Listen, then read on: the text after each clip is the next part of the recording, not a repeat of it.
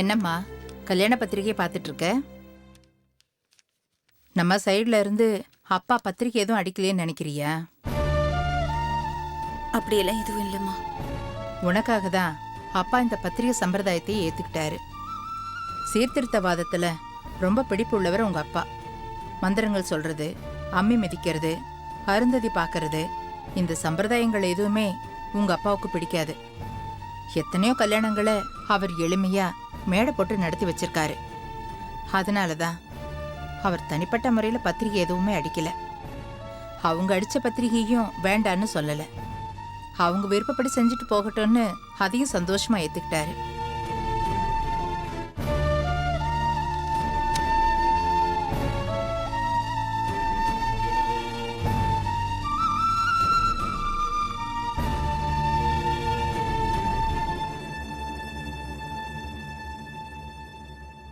ஸ்னேகா, நான் மட்டுமே பேசிட்டு இருக்கேன், நீ ஒண்ணுமே சொல்லாம இருக்க. என்னாச்சு? பத்திரிகை அடிச்சாலே பாதி கல்யாணம் முடிஞ்ச மாதிரின்னு சொல்லுவாங்க. நீ என்னடா அண்ணா யாருக்கோ கல்யாணம் எனக்கு என்னங்கிற மாதிரி இருக்க?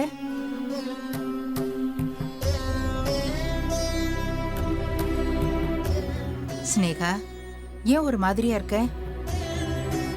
கல்யாண பொண்ணா கலகலப்பா இருக்க வேண்டாமா? என்ன ஸ்னேகா, கண்ணு கலங்குது?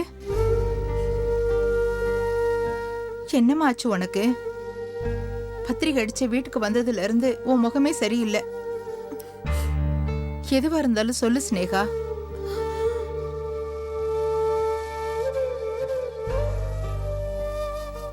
அம்மா, எனக்கு இது கல்யாணம் வேண்டாம்மா. என்ன சொல்ற? ஆமாம்மா. ஏன் ஸ்னேகா, ஏன் திடீர்னு இப்படி சொல்ற? வேண்டாண்ணா, வேண்டாம்மா.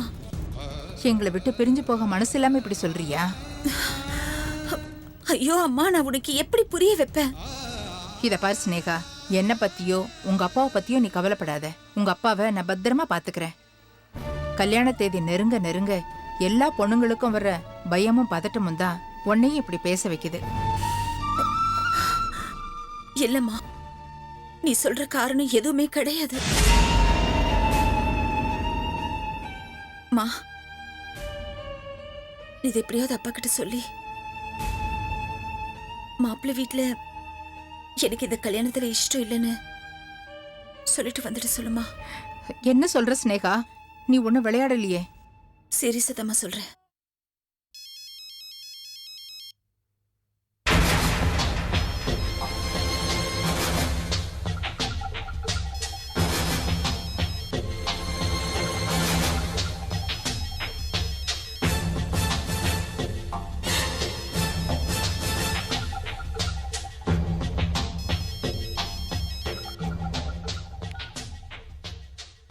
ஹலோ ஸ்னேகா டார்லிங், போனை எடுக்கலாமா வேண்டாமான்னு ரொம்ப நேரமா யோசிச்சுட்டு இருந்த போல இருக்கு. ஹலோ ஹலோ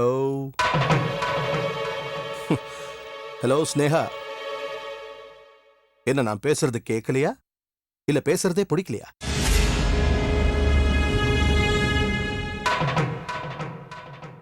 செல்லம், இப்படியே அமைதியா இருந்தீனா என்ன அர்த்தம்?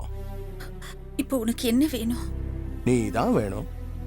பாரு, நீ பேசுறது கொஞ்சம் கூட சரியில்லை சித்தார்த். அது எனக்கும் தெரியும். ஆனா காதலர்களுக்கு நடுவுல சரி தப்புங்கிற ரூல்ஸ் எல்லாம் எதுவுமே கிடையாது. உனக்கு தெரியாதா? எனக்கு உன்னை பார்க்கணும்னு ரொம்ப ஆசையா இருக்கு. நீ என்ன பண்ற? ஒரு அரை மணி நேரத்துக்குள்ள இங்க வர. நாம ரெண்டு பேரும் சேர்ந்து எங்கேயாவது ஜாலியா அவுட்டிங் போலாம். ஏய் சித்தார்த், மறுத்து எதுவும் பேசக்கூடாது. இன்னும் half an hour நீ இங்க வர. அப்படி நீ வரலன்னா இங்க என்ன நடக்குங்கிறத நான் சொல்ல வேண்டியதில்லை. ஏன்னா நீ என்கிட்ட விளையாடுனா பதிலுக்கு நான் எங்க விளையாடுவேங்கிறது உனக்கு தெரியும். காக்க வைக்காம வந்துடுறா. பாய்.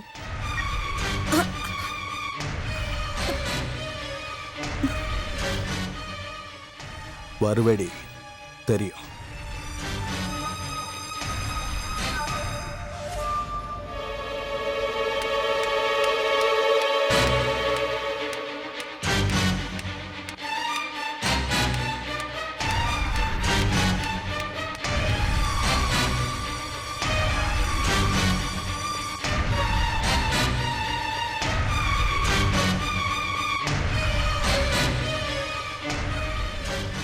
திடீர்னு இவளுக்கு என்னாச்சுன்னு தெரியலையே.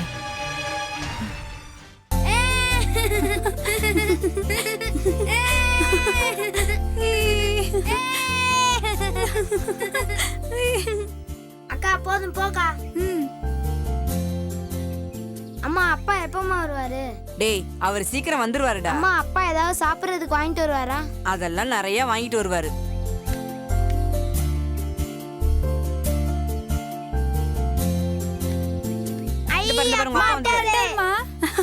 அப்பா அப்பா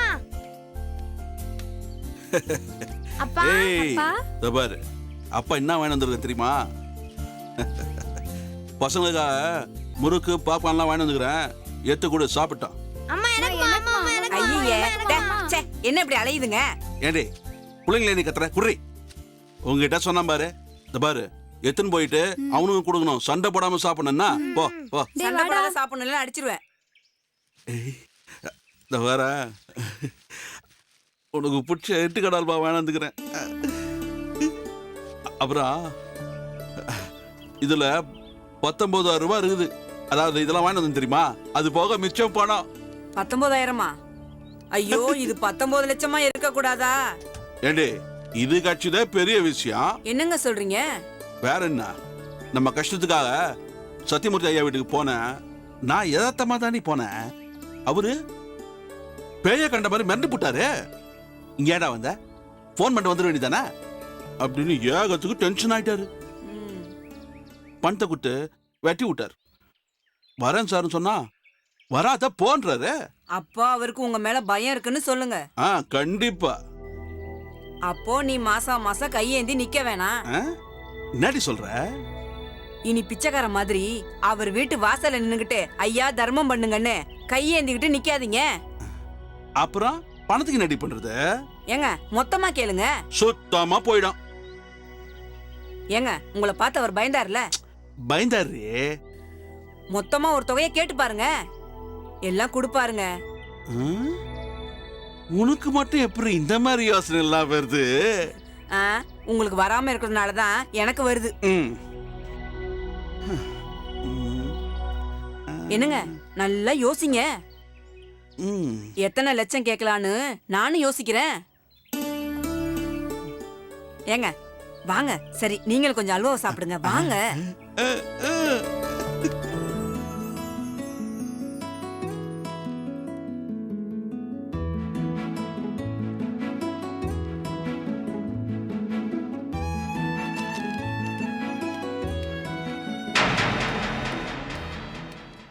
சித்தார்த், ஸ்னேகா, வா வா வா வா.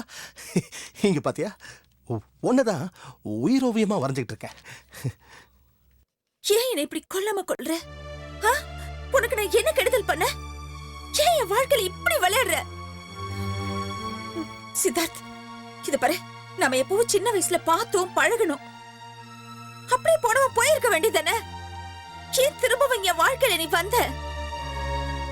என் வாழ்க்கைய நரகமாக்கவா? ஸ்னேகா, ஸ்னேகா, ஸ்னேகா, கொடுத்துரு. கூடாத, குடு. இல்ல,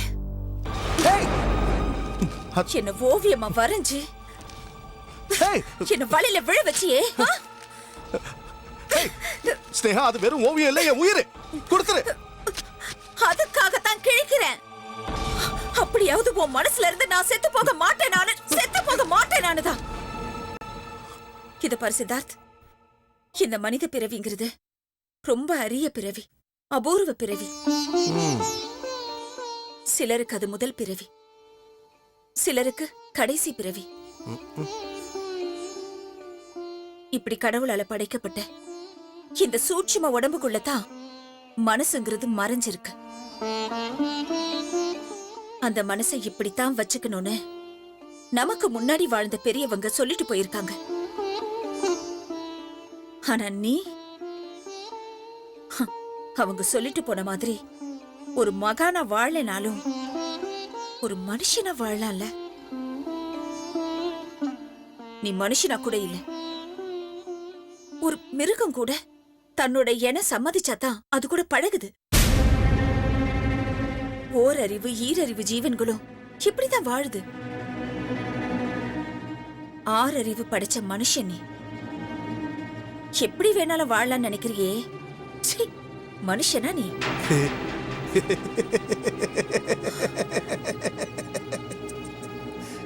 இப்ப எதுக்கு சிரிக்கிற? ஆ? ஏன் ஸ்னேகா, எதுக்கு நீ இப்போ இவ்வளோ பெரிய லெக்சர் கொடுத்துட்டு இருக்க? நீ கொடுக்குற லெக்சரை கேட்டு நான் உடனே அம்மா மதர்குல மாணிக்கமே, மங்கையர் கரசியே, நீ என் மனசை மாத்திட்ட. ஆசையில அறிவு கெட்டு போய் தப்பு பண்ணிட்டு இருந்த. கட்டின பொண்டாட்டி பக்கத்திலேயே உயிரோட இருந்தும் அவ கர்ப்பமா இருக்காங்கிறது நல்லா தெரிஞ்சும் ஒரு ஈன புத்தியோட உன் வாழ்க்கையும் அவ வாழ்க்கையும் சேர்த்து நாசப்படுத்த பார்த்த. ஆனா நீ புத்திமதி சொல்லி மூடி இருந்த என் கண்ணை திறந்துட்ட. என்ன மன்னிச்சிரு அப்படின்னு உன் காலில் விழுந்து மன்னிப்பு கேட்பேன்னு நினைச்சியா? அப்படியெல்லாம் பேசுறவனா இருந்தா நீ பேசுறதுக்கும் ஒரு அர்த்தம் இருக்கு. நான் அந்த மாதிரி கிடையாது. அப்புறம் என்ன சொன்ன? மிருகங்களுக்கு கூட ஒரு வாழ்வியல் முறை இருக்கு. மிருகத்துக்கு இருக்கு, நான் மிருகம் இல்லையே. நான் வேற பொறப்பு. ஏன் ஸ்னேகா, கோபத்துல என்னென்னமோ பேசினேன். நான் வரைஞ்சிக்கிட்டு இருந்த ஓவியத்தை எடுத்து கிழிச்சு எரிஞ்சிட்டேன். ஆனா ஒரு விஷயத்தை நீ கவனிக்கவே இல்லையே. நான் உன்னை காதலிக்கிறேன். எத்தனையோ பேரை காதலிக்கிறாங்க. ஆனா அந்த காதலுக்கும் என் காதலுக்கும் வித்தியாசம் இருக்கு. என்னோட காதல் பருவ வயசுல விடல பருவத்துல ஏற்பட்டது கிடையாது. நீயும் நானும் சின்ன குழந்தையா இருந்த போதே உன்னுடைய உருவம் என் மனசுக்குள்ள ஆழமா பதிஞ்சிருச்சு. அந்த அறியாத பருவத்துல ஏற்பட்ட காதல் பவித்திரமானது, புனிதமானது. அதை ஏன் நீ புரிஞ்சுக்க மாட்டேங்கிற?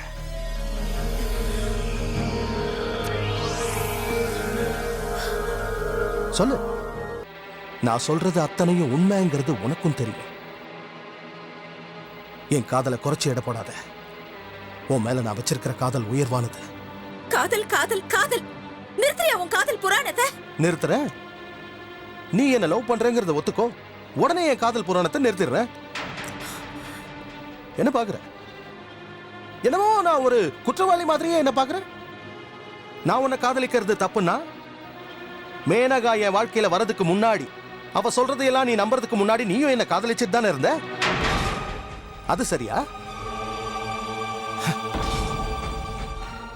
ப்ளீஸ் புரிஞ்சுக்கோ ஸ்னேகா.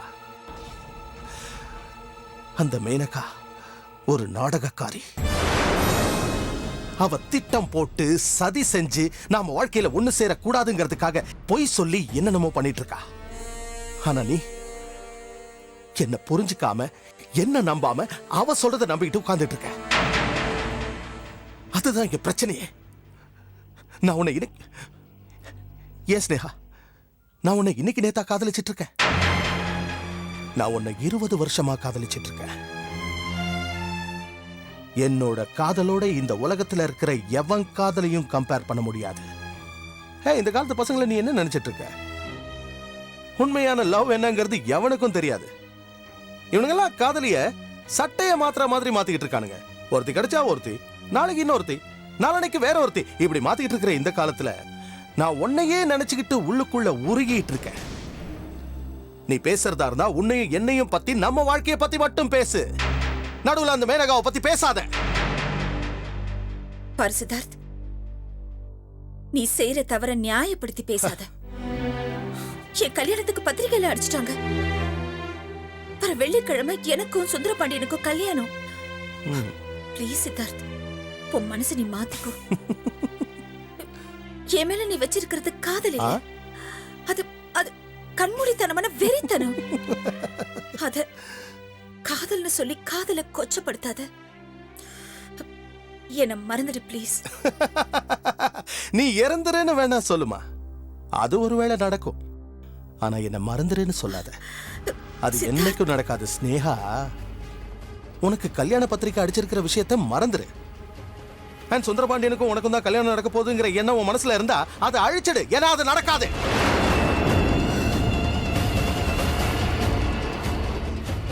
ஸ்னேகா, பத்திரிகையில இருக்கிற தேதியில உனக்கும் எனக்கும் கல்யாணம் நடக்கும். சித்தார்த், நான் சொல்றத புரிஞ்சுக்கோ. நீ என்ன புரிஞ்சுக்கோ ஸ்னேகா. இந்த சித்தார்த் பேச்சோட சரி, இவனால ஒண்ணும் பண்ண முடியாது அப்படின்னு நினைச்சுக்கிட்டு அந்த சுந்தரபாண்டியனை கல்யாணம் பண்ணிக்க மனவரையில நீ வேணா போய் உட்காரலாம். ஆனா தாலி கட்ட அவன் வரணும்ல. வரமாட்டான். என்ன பாக்குற? மேனகா விஷயம் உனக்கு தெரியறதுக்கு முன்னாடி அன்பா ஆசையா நீ வந்து முத்தம் கொடுத்தியே, அதை நான் என் மொபைல்ல MMS எடுத்து வச்சிருக்கேன். அந்த மாப்பிள்ளைக்கு அதை அனுப்புவேன். அதை பார்த்ததுக்கு அப்புறமும் அவன் உன் கழுத்துல தாலி கட்ட வருவான்னு நினைக்கிற? மான ரோஷம் உள்ள எவனும் வரமாட்டான்.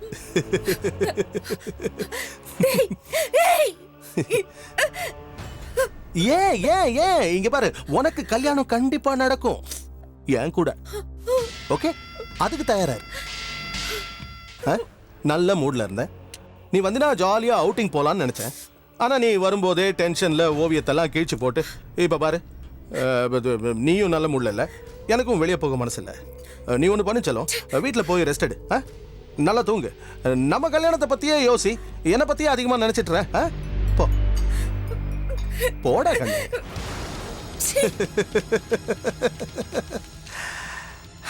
ஸ்னேகா ஸ்னேகா